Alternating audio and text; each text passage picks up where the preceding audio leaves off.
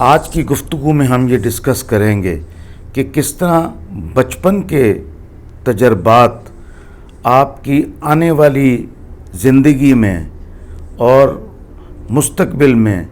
آپ کو کیسا انسان بنا سکتی ہے، اور یقیناً اس کا کنٹرول ماں اور باپ کے اوپر ہوتا ہے، خصوصاً ماں پر جو کہ بچوں کے ساتھ زیادہ قریب ہوتی ہے۔ لیکن اس سے پہلے کہ ہم وہ چیز ڈسکس کریں، آج میں ایک ہمارے ملک کے بہت بڑے مفکر اور فلاسفر ہیں، ان کی گفتگو میں سن رہا تھا کہ وہ فرماتے ہیں کہ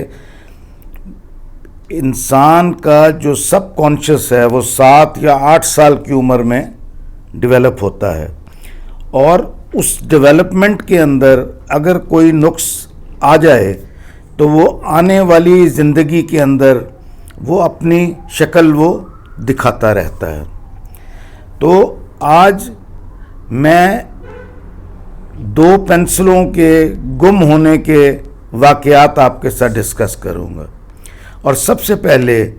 ایک ڈاکو اپنی سوانح عمری اور اپنا تجربہ بیان کر رہا ہے۔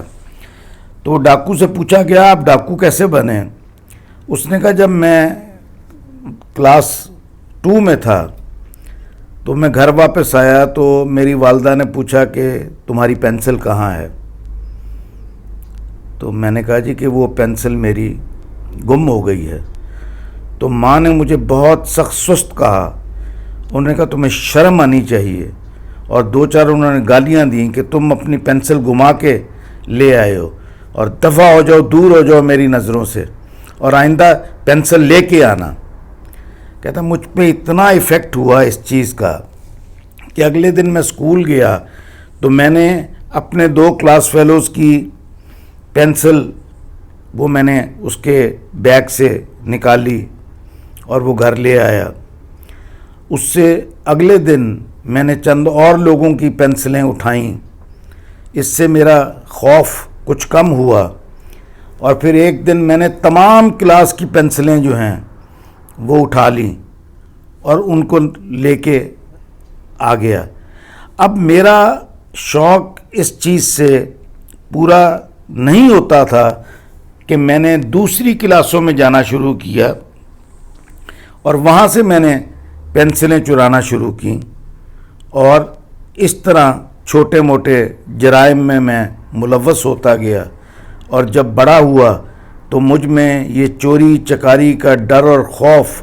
ختم ہو چکا ہوا تھا، اور میں ڈاکے مارنے شروع کر دیے۔ اس لیے آج میں ایک بہت نامی گرامی اور بڑا ڈاکو ہوں۔ تو یہ تو ہے ایک مثال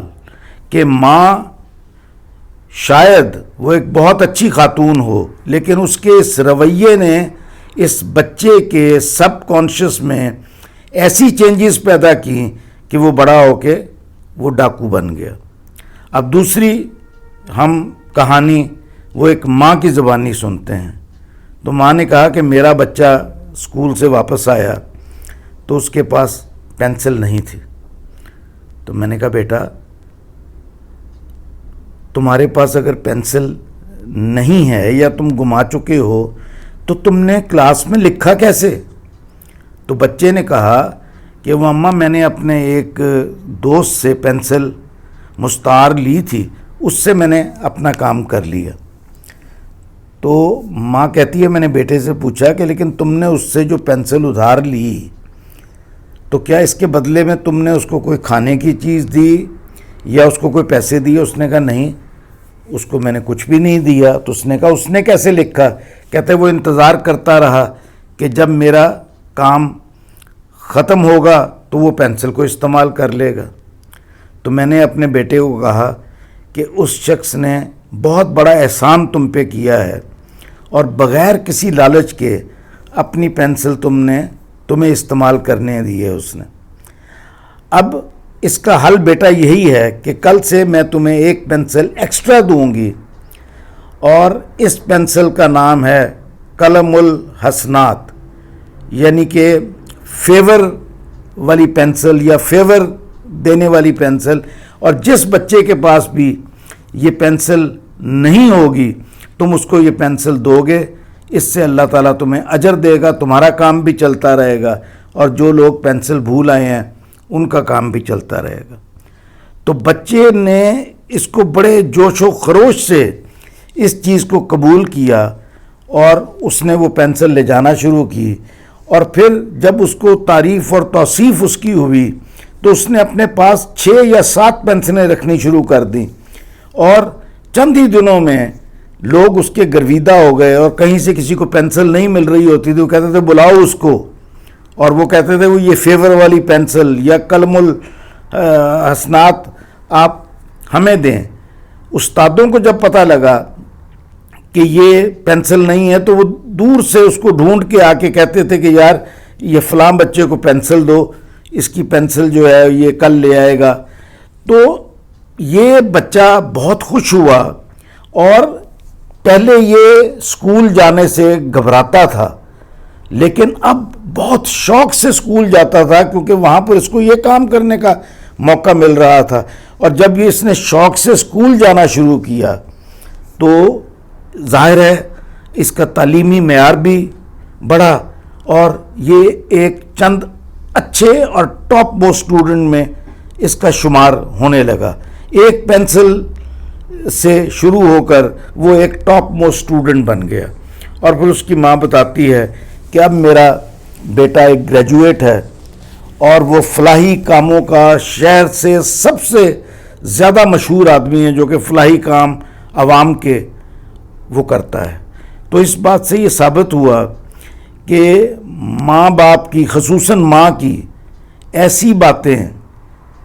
جو کہ آپ کو بڑے عام الفاظ میں کہی گئی ہیں، وہ آپ کی زندگیوں کو بدل دیتی ہے، آپ کے سب کانشیس کو بدل دیتی ہے۔ اسی سب کانشیس میں آپ کا غصہ بھرا ہے، آپ کی محبت بھری ہے، آپ کا پیار بھرا ہے، اور اگر یہ ماں یا کوئی بھی مینٹر آپ کے اس وقت 6 7 سال یا 8 سال کی عمر میں آپ کے ذہن میں یہ بات ڈال دے تو یہ آئندہ آنے والی زندگی میں یہ تمام چیزیں آپ کے اندر سے ابلتی رہیں گی، نکلتی رہیں گی، اور آپ لوگوں کو فیض دیتے رہیں گے۔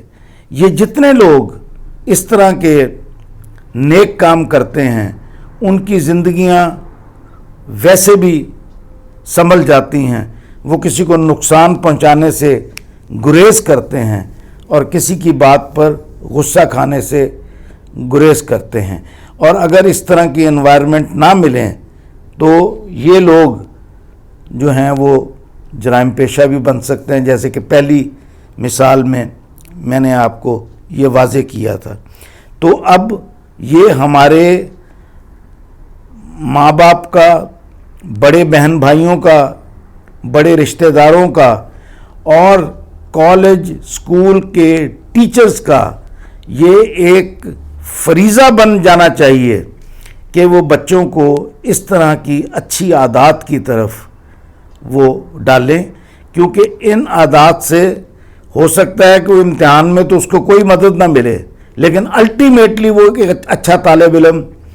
بن جائے گا، اور لیکن اس کی شخصیت کے اندر جو پختگی آئے گی وہ ان تمام چیزوں پر حاوی ہو جائے گی۔ کیونکہ میں یہ سمجھتا ہوں کہ بچہ بہت زیادہ کوئی ذہین فتین اور گولڈ میڈل لینے والا نہ ہو، جب تک کہ وہ ایک ایوریج اسٹوڈنٹ ہو، لیکن اس کے ساتھ انسانیت سے محبت، لوگوں کی مدد کرنے کا جذبہ، برداشت کرنے کا جذبہ، صبر کرنے کا جذبہ اس کے اندر جب وہ آ جائے گا تو پھر یہ بہت سی تبدیلی آئے گی ہماری آنے والی نسلوں میں۔ جیسا کہ میں نے کل جاپان کے بچوں کا اپنی کل والی گفتگو میں ذکر کیا تھا کہ اس کے بڑے دور رس نتائج ہمیں حاصل ہوں گے، اور اگر قوموں کو بہتر بنانا ہے تو ہمیں مائیں چاہیے جو کہ بچوں کو اس عمر میں، اس ناپختہ عمر میں یہ پختہ باتیں ان کے ذہن میں ڈالتی رہیں۔ بہت شکریہ۔